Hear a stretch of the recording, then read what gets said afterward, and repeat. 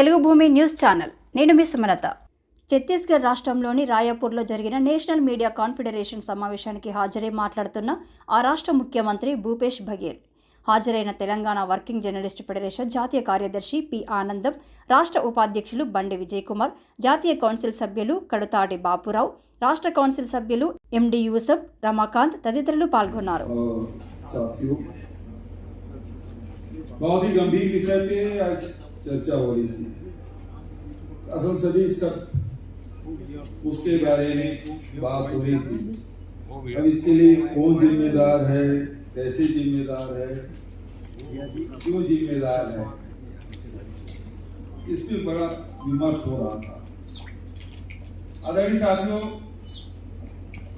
जैसे पूरे देश की संस्कृति को ढोने की जिम्मेदारी मिडिल क्लास के लोगों को होती है, उसी प्रकार से इसकी भी सभ्यता या संसदीय मर्यादा को ढोने की जिम्मेदारी केवल पत्रकारों की आ गई.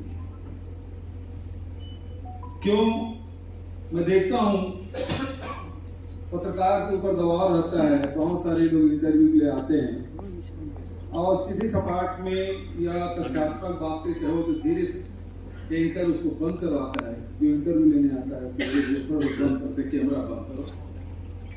कुछ मजा नहीं आया, चटपटा नहीं हुआ, खबरें बनेगी नहीं, संपादक की मुझे क्या करेंगे. यहां से दिक्कत शुरू होती है. तो आप एंकर एक पार्टी, दूसरी पार्टी, तीसरी, तीन को बिठाएगा और एक एम्पायर बनेगा जो एंकर है, और उसके बाद बात सीटी एक आध घंटा बैठ गया, बहुत आप बीपी नाप लीजिएगा. अब कोई पूछे लेकिन खुद का बीपी बढ़ जाता है. आज स्थिति है. कोई जो गंभीर चिंता से विचारक है, इस प्रकार के बहस से तो अलग ही अपने आप को रखने लगता है और इससे देश में. इसलिए ये जो असंसदीय शब्द है, या तो उसको खत्म ही कर दीजिए, क्योंकि आपके कंट्रोल में कुछ नहीं है. आप लोकसभा में राहुल गांधी भाषण पूरा डिलीट कर दीजिए. जनता तक पहुंच गया, क्योंकि टेलीविजन चल रहा है, सारे लोग रिकॉर्ड कर लिए हैं, किसको रोक लेंगे. तो आज ये सब चीज को फिर से आपको विवेचना करना पड़ेगा. पत्रकार के ऊपर कितना बोल डालेंगे. आपने संसदीय भाषा का प्रयोग नहीं किया, लेकिन आप वेब पोर्टल में देख लीजिए, आप व्यक्तिगत जो कमेंट करते हैं उसमें देख लीजिए क्या क्या शब्दों प्रयोग होता है. उसको कमेंट को खोल के देख लीजिए तो आपको रात नींद है पहुंच जाए. उसको कैसे कंट्रोल करेंगे? सबसे बड़ी बात वो जो संसदीय शब्द जिसके बारे में हमारे संचालक महोदय ने इसको असंसदीय कहा है, यहाँ तो सब कुछ हो जाता है. ये बहुत खतरनाक दौर से पूरा समाज गुजर रहा है और समाज ही इसका हल ढूंढेगा, क्योंकि ये उत्तेजना वाली चीज है, बहुत देर तक टिकने वाली नहीं.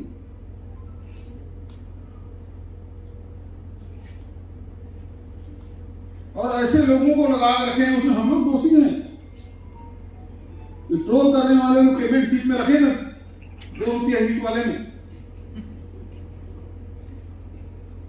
वही धंधा बन गया है. फलाने पत्रकार को टारगेट करो, फलाने नेता को टारगेट करो, फलाने व्यक्ति को टारगेट करो, और टारगेट करने के चक्कर में एक नया व्यापार चल गया है. ये बहुत चिंताजनक है. कैसे कंट्रोल होगा, इसके बारे में चर्चा होनी चाहिए. पीटीआई और यूएनआई के बारे में जरूर चर्चा हुई, जिसके बारे में आखिर हमको नए कलेवर के साथ, नए तेवर के साथ सामने आना चाहिए, जिससे जो काम कर रहे हैं उसकी भी रोजी रोटी चले, उसका भी परिवार चले. क्योंकि प्रतिस्पर्धा का जमाना है. इस प्रतिस्पर्धा में विश्वसनीयता तो आपकी है. कम अखबार पहुंचते थे. जब मैं गांव में पढ़ता था हाई स्कूल में, तब ले दे के 1 या 2 पेपर मेरे गांव आता था, वो भी शाम को हम लोग इंतजार कर रहे थे. आज शिक्षा भी पहुंच गया है, अखबार भी. अब तो अखबार नहीं टेलीविजन देखते हैं. अब टेलीविजन नहीं, अब जो नई पीढ़ी है हम जैसे लोग हैं वो पेपर पढ़े बिना हमारी सुबह नहीं होती। चाय पीते पीते अखबार पन्ने हमारे हाथ में होना चाहिए, तब हमारी सुबह होती। बीच की जो पीढ़ी आई उसके लिए टेलीविजन। अब जो नई पीढ़ी है उसको ना बाहर से लेना देना है, ना टेलीविजन की जरूरत है। वो तो बाथरूम में बैठे बैठे मोबाइल में, यदि नेट ना हो तो उसकी शुरुआत